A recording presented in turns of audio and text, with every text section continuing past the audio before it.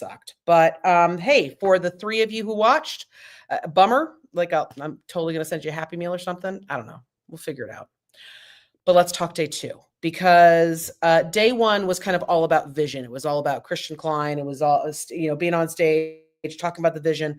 Muhammad Alam, really up there talking about how this product, that if we're being super honest, was oftentimes this kind of disconnected web of legacy vision, new vision, acquisitions, like all this stuff was really getting pulled together. And I think that has really been a very important theme over the past, I'd say probably about 2 years for a lot of the things that we've seen. Holger Mueller and I even kind of gave our initial knee-jerk reactions right after we got out of the keynote. Tune in and check out today's drop of CRTV if you want to see that feedback. Also tune in to that if you want to see what happens when I pretend that I am a TikTok influencer that is now starting to review enterprise technology. It's pretty horrifying. I was actually mad at myself for how, it was bad. I made myself mad.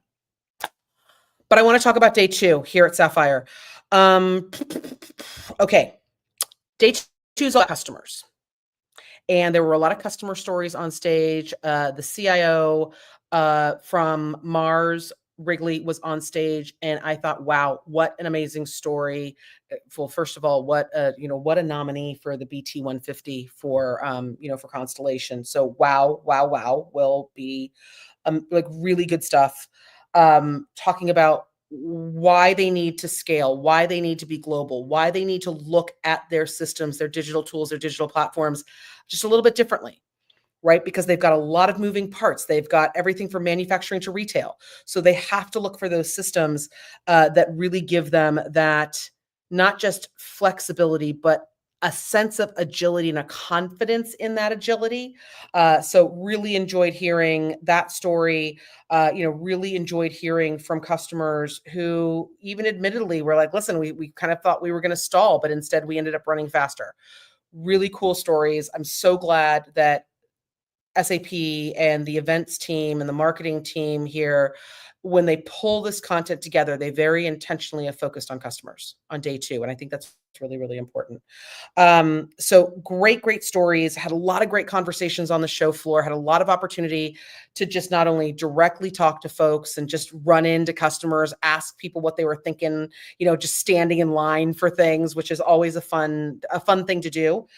Even though it tortures the AR team. I'm sorry, guys. And you guys did an awesome job. Thank you so much. So much to Shirley and the entire AR team here. Really fantastic. Such a great group, but really such a great event. So thank you. And I'm sorry that I torture you by going and talking to random customers that you have no idea who I'm talking to, like while in line at the bathroom. It happens. But the interesting thing talking to these customers is they are pushing SAP to talk about more than, composability, microservices, architecture. They are really saying, okay, great. Yes, it is why we're a customer. Yes, we get it. We're moving cloud. Awesome. Sweet. Talk to us about the business value. Talk to us about what we're driving to. We're in all this time of volatility. Where are we moving? And I got to tell you, 2 weeks in a row, I'm having very, very interesting conversations about not just, oh yeah, there's volatility, but like, oh yeah, what are we going to do about that? And how are we going to put intelligence around volatility? So really cool stuff. And it's from 2 very smart organizations, SAP and of course Pros. So more on that kind of stuff later, but I want to go into a couple of news items here from SAP. Okay. Let's talk announcements very specifically around some updates to the CX portfolio. So for those of you who do not know, and I feel I have this conversation with a couple different vendors, A lot of people will say things like Oracle doesn't have CX, which of course we know is not true. Of course, Oracle has a CX platform. They have a CX portfolio. They have Fusion Sales. They have Fusion Marketing. They have a great commerce tool. So, in the same way, I have kind of been beating this drum of no, don't be silly. Just because a brand name went away doesn't necessarily mean that a whole portfolio or a whole commitment went away. I will say the same thing about SAP. Now, there are people who don't like that. You don't have to like it. You don't have to like the solution. You don't even have to like the companies, right? I'm not here to ask you to do that for anyone. But they do have a CX portfolio and they do have a CX platform. And from the customers that I've talked to, especially those, and I will say, I think where the customers tend to be the most vocal and the most excited about what they are doing are certainly in really complex industries and complex organizations. Think retail, think manufacturing, think auto, think those organizations that have really truly complex organizations, businesses, like media companies, like an NBC Universal. Heard a great customer story from the main stage yesterday and on day one of the keynotes that was truly a CX story. It was about sales, it was about service, it was about bringing all that data together, so being able to cross all the different streams of all of your different businesses. So with SAP's CX portfolio, they have currently a completely rebuilt, re-architected, we've talked about it before, sales and service solution, so sales and service cloud. They also have a marketing and engagement solution. So when they bought Amarsis a couple of years back, certainly got some really great B2B and B2C tooling when it comes to omni-channel customer engagement. And that is certainly still thick in the portfolio. In fact, some of the big announcements and some of the releases specific to the CX solutions, you got the AI. Okay, let's talk about Joule. Let's talk about AI. There are two Joule agents that were kind of called out that I thought kind of caught my eye and I thought were really interesting.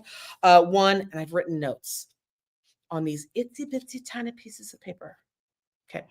So I've written notes. So if I'm looking down and I'm reading, that's why. I apologize. But I want to make sure that I'm getting all of these things right for you guys. Okay. So the quote creation and management agent. So it's a Joule agent that has been created that can take quotes that have been requested or requests for quotes, requests for pricing that have been emailed in. Right? It's taking that and it's actually turning it into ready to send, ready to deploy, ready to respond quotes and ordering. So you can actually manage that. You can have that automated agent prepare that, and that just goes ahead and sends out your STRs so they're able to go and hit the ground running. Anything that does come in through that email, it can be autonomously turned into that type of quote and ordering opportunity.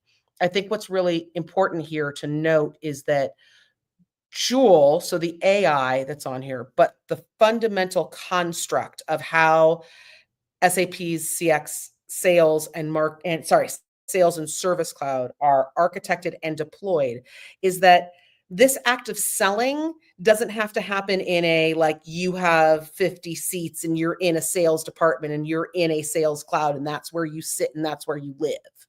Right? Selling can happen anywhere. And that's why kind of the composable architecture of their solution is really important, because it can sit on that foundation. It can natively connect and pull in all of that cross organization and now third party data and information that is so rich in something like Business Data Cloud or BDC.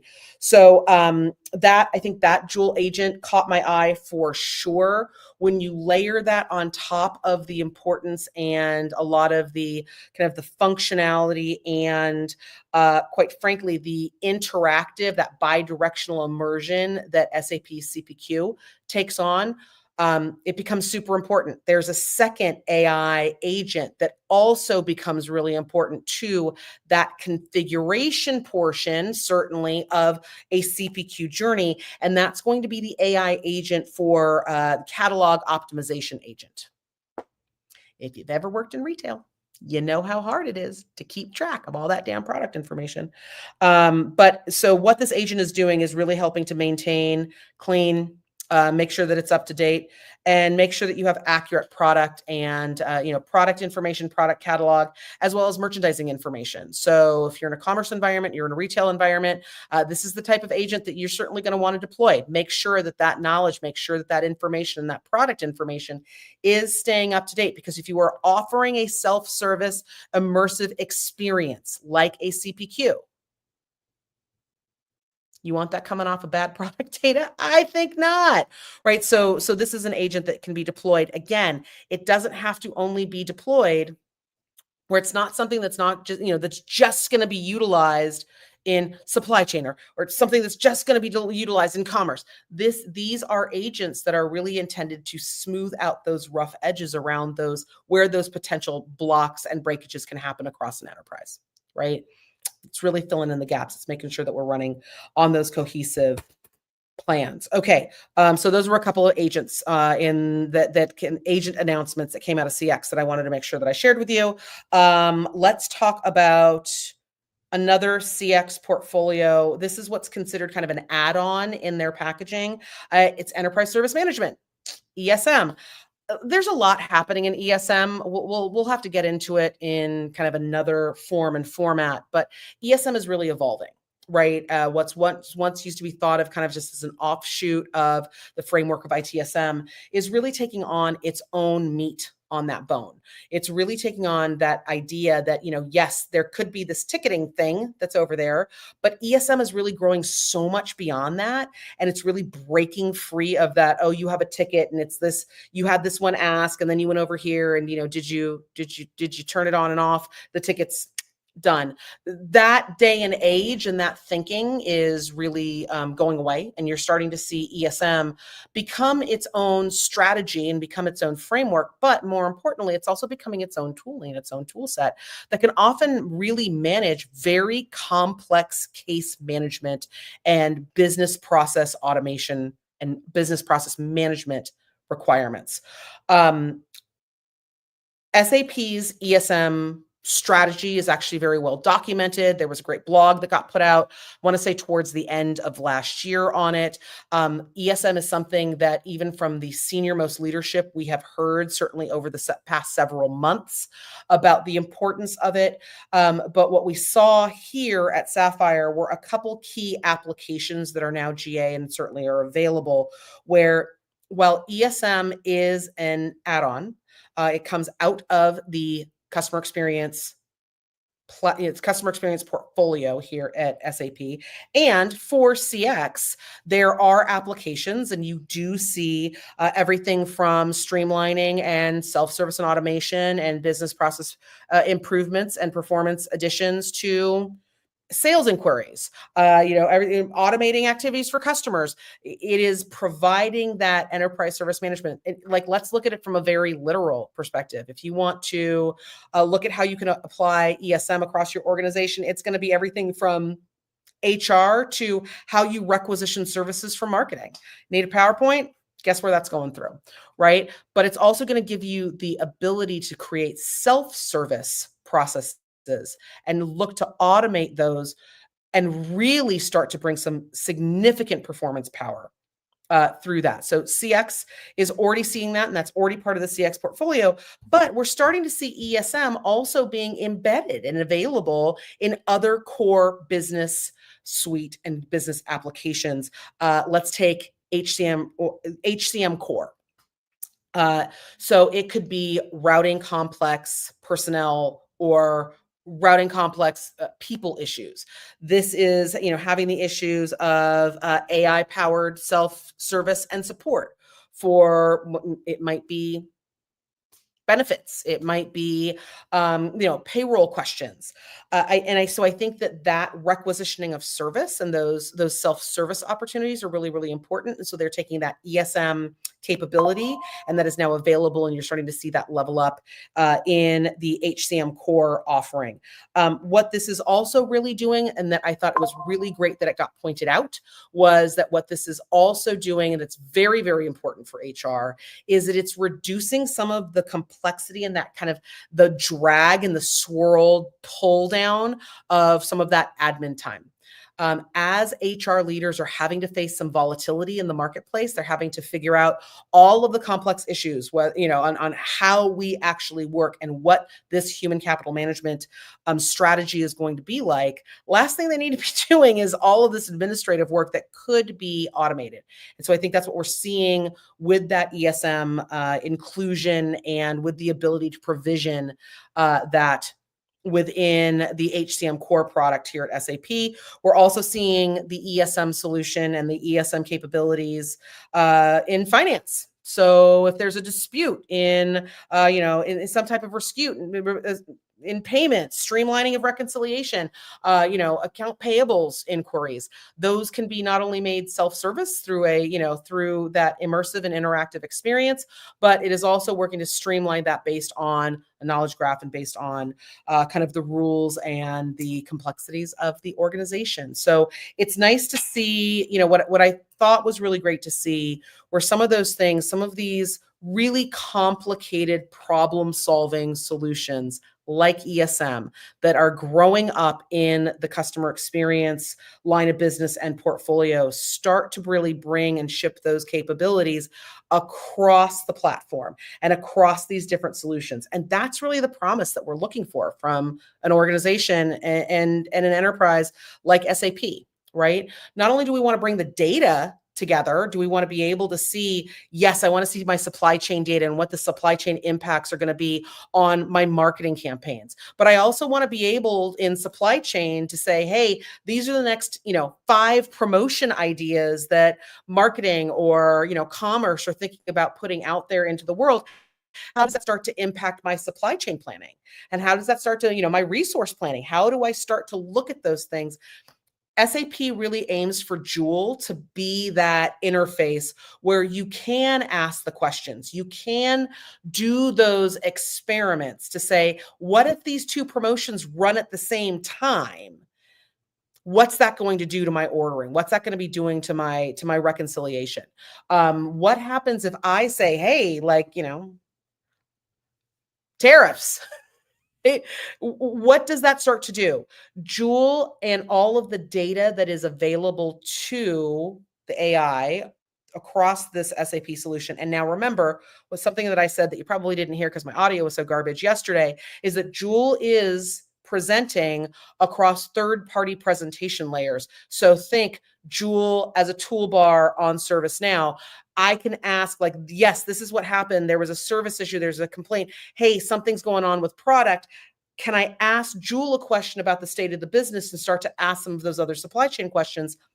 That experimentation, all of those permutations around how you can drive your business become really, really important, especially in times of global volatility or, quite frankly, volatility in your own backyard, right? Volatility that happens because it's summer. There's concerts and everyone wants denim shorts, right? So I think that what we're looking at here is that if we're being honest about SAP and SAP's vision on what we consider to be customer experience and the delivery of those engagements and those moments, be them self-service or be them powered by a human, that are intentionally being built for the durable, profitable relationship with our customer. That's what we're looking at for customer experience. Then what they are looking at is how do we make those tools, those tasks available as a shared service across the enterprise so that you can sell regardless of where you are in a functional space. You can service regardless of where you are and where you sit in the organization. And, if we start to extend that vision, it is not unreasonable to think that we're going to think that way about engagement as well. So with that, listen, as I promise you every night at these events, 20 minutes of drivel.